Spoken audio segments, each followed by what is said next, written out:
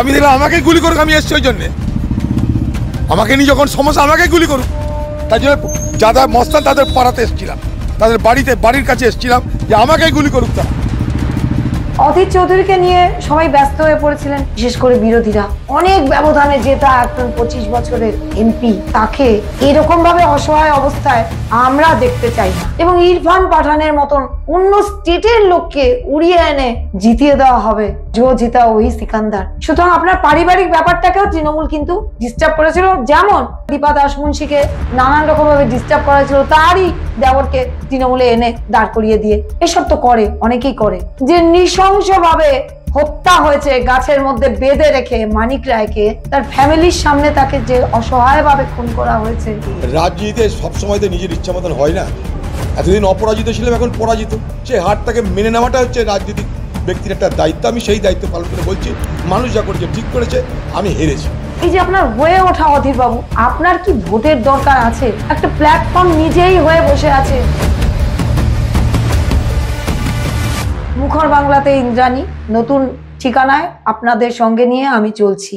দেখুন, আজকের ইস্যুটা আমাদের একজন ব্যক্তিত্ব, পশ্চিমবঙ্গের রাজনীতিতে একটা অনবদ্য একজন ব্যক্তিত্ব, অধীর চৌধুরীকে নিয়ে। অধীর চৌধুরীকে নিয়ে সবাই ব্যস্ত হয়ে পড়েছিলেন, কয়েকদিন ধরে দেখছিলাম, বিশেষ করে বিরোধীরা। সেই অপূর্ব বাবু, ডেভিড, বিজেপির অনেকে অনেক কথা বলছিলেন, তৃণমূলের অনেক লোক অনেক কথা বলছিলেন। हमारे अमित शाह जी सदन के अंदर ये बात कहते बड़े सीना ठोक कर कि हम पीओके को हमारे देश में लेके आएंगे। मान लीजिए कांग्रेस कुछ नहीं कर पाए, आप तो बलवान हो, आप तो पहलवान हो, तो आप पहलवान होकर पीओके को छीन कर लाइए, हम ये देखना चाहते हैं। কিন্তু অধীর বাবুর যে ব্যাকগ্রাউন্ড, তাতে আমার মনে হয়েছে যে একজন সাধারণ নাগরিক হিসেবে অধীর বাবু দীর্ঘ रेसर घोड़ा नहीं, इनको तो अभी लॉन्ग इनिंग खेलना है, तो मैं चाहूंगा कि ये मेरे साथ लॉन्ग इनिंग और लॉन्ग बैटिंग करे ताकि अच्छा पार्टनरशिप हमारा बने। অনেক উঠাপড়া দেখেছেন। সিপিএম এর দুর্দণ্ড প্রতাপ অবস্থায় অধীর বাবু জেল থেকে নবগ্রামের এমএলএ হিসেবে জিতেছিলেন, সোমেন মিত্র চেলা ছিলেন। এরকম একটা লম্বা রেসের ঘোড়াকে এত উপহাস, এত মজা, এত অসহায়তা, এটা একজন নাগরিক হিসেবে আমাদের ভালো লাগে না। রাজনীতিতে সবসময় তো নিজের ইচ্ছা মতন হয় না। এতদিন অপরাজিত ছিলাম, এখন পরাজিত।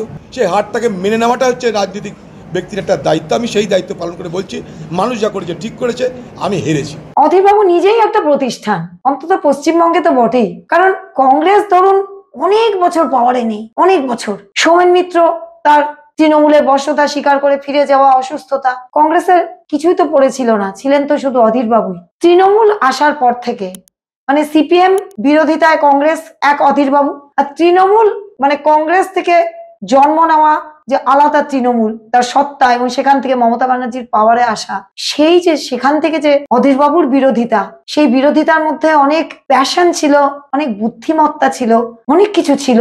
সেখানে ওনারও একটা রেকর্ড ছিল। আজকে যেমন ভাইপো অভিষেক বন্দ্যোপাধ্যায় বলেন না যে ফার্স্ট একেবারে ব্যবধানে, সেটা কতখানি দুধে জল আমরা বলতে পারবো না, সন্দেহ আছে। কিন্তু অধীর বাবুরটা কিন্তু একেবারে সাচ্চা, অনেক ব্যবধানে জেতা একজন 25 বছরের এমপি, তাকে এরকম ভাবে অসহায় অবস্থায় আমরা দেখতে চাই না। অধীর বাবু, আপনার ভোটের দরকার নেই। সিপিএম এর যেমন কোনো সিট নেই, 36 লাখ ভোট আছে, আপনারও কিছু আছে, কিন্তু বিরাট ব্যবধানের ভোটে জেতার ক্ষমতা আপনি হারিয়ে ফেলেছেন। আপনি বলেছেন যে দাদাকে আর চাই না, এবার ভাইকে চাইছে। এবং ইরফান পাঠানের মতন একজন অন্য জগতের লোককে, অন্য স্টেটের লোককে উড়িয়ে এনে আইপ্যাকের মাধ্যমে জিতিয়ে দেওয়া হবে।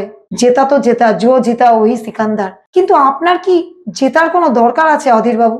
আপনি তো নিজেই একজন প্রতিষ্ঠান। দেখুন, আপনার পারিবারিক অনেক অঘটন ঘটেছে, সেটাকেও তৃণমূল কাজে লাগিয়েছে। আপনার পারিবারিক অঘটনটা, যেটা কোনো রাজনৈতিক ব্যাপার ছিল না, সেটাকেও তৃণমূল নেত্রী কাজে লাগিয়েছেন, যার জন্য বেচারা কৌস্তব বাগচি মস্তক মুন্ডন করে দল ত্যাগ করে একটা বিধিকিচ্ছির ব্যাপার। কিন্তু আপনার স্ত্রী বিয়োগের পর থেকে আপনার শ্যালককে তৃণমূলে নিয়ে এসেও আপনাকে বিব্রত করা হয়েছিল। যাই হোক, সেই ব্যাপার স্যাপারগুলো আমরা ইতিউতি জানি। সুতরাং আপনার পারিবারিক ব্যাপারটাকেও তৃণমূল কিন্তু ডিস্টার্ব করেছিল, যেমন প্রিয় দাসমুন্সির ব্যাপারেও তাই করা হয়েছিল। প্রিয় দাসমুন্সি 8 বছর কোমায় ছিলেন, তারপরে দীপা দাসমুন্সিকে নানান রকম ভাবে ডিস্টার্ব করা হয়েছিল, তারই দেবরকে তৃণমূলে এনে দাঁড় করিয়ে দিয়ে নানান রকম ভাবে। এসব তো করে, অনেকেই করে। কিন্তু আপনার কি ভোটের দরকার আছে? আপনার কি সংসদের ওই যে একটা আশা ছিল রাহুল গান্ধী সোনিয়া গান্ধীর পাশে বসবেন, সে আশা তো মিটেছে। এখন পশ্চিমবঙ্গবাসীকে বাঁচানোর জন্য আপনি একটা প্ল্যাটফর্ম নিজেই হয়ে বসে আছেন, আপনি শুধু মানুষের দরবারে যান। কেন বলছি? এই সেদিন মানিক মারা গেল ময়নাগুড়িতে। আচ্ছা ভাবুন তো, রাহুল গান্ধী কোনো খবর রাখবেন কি রাখবেন না আমরা জানি না, যে নৃশংসভাবে হত্যা হয়েছে গাছের মধ্যে বেঁধে রেখে মানিক রায়কে। সে শিলিগুড়ি থেকে কয়েক ঘন্টায় বাড়িতে এসেছিল, তার ফেলে যাওয়া বাড়িতে তার ফ্যামিলির সামনে তাকে যে অসহায় ভাবে খুন করা হয়েছে। আরে সরকার বলে দিক নির্বাচন বন্ধ, নির্বাচন করবো না আমরা। প্রতিদিন দিন রাত এই একই ঘটনা। তা আমি দেখলাম আমাকে গুলি করুক, আমি এসছি ওই জন্যে। আমাকে নিয়ে যখন সমস্যা আমাকে গুলি করুক, তার জন্য যারা মস্তান তাদের পাড়াতে এসেছিলাম, তাদের বাড়ির কাছে এসেছিলাম যে আমাকে গুলি করুক তারা। আচ্ছা তপন কান্দু ঝালদা, সেই ঝালদা পুরসভাটাকে নিয়ে কত নোংরামি করতে পেরেছে সেটা তো সবাই দেখেছে, কিন্তু তপন কান্দুর আত্মা, মানিক রায়ের আত্মা, আর ফুলচাঁদ শেখ পরিযায়ী শ্রমিক তার আত্মা, এগুলোকে মূল্য দেবেন না? দেবেন না?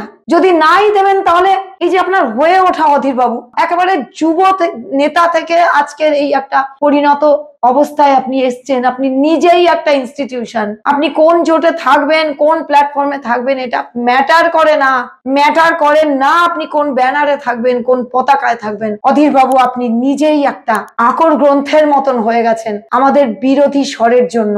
আমাদের বিরোধী স্বরটা ভীষণ দরকার। আমাদের গণতন্ত্রের বিরোধী স্পেসটাকে যারা ক্ষুণ্ণ করছে, সেটা হতে পারে বিজেপি, হতে পারে তৃণমূল, আপনাকে এখন সমস্ত কিছুর বিরুদ্ধে সমস্ত কিছুকে বাজি রেখে দাঁড়াতে হবে। আর সেখান থেকেই একটা কিছু ওই অ্যান্টিথিসিস থেকে সিনথেসিস থেকে কিছু একটা গড়ে উঠবে, এই আশায় একজন সাধারণ নাগরিক হিসেবে মুখর বাংলাতে ইন্দ্রাণী আপনাকে বলছে আপনি জনতার দরবারে নামুন, আপনার কোনো প্ল্যাটফর্মের দরকার নেই। ধন্যবাদ, আপনারা আমাদের সঙ্গে থাকবেন। মুখর বাংলাতে সাবস্ক্রাইব করে কমেন্ট করবেন, লাইক করবেন, ডিসলাইক করবেন। ভালো থাকবেন।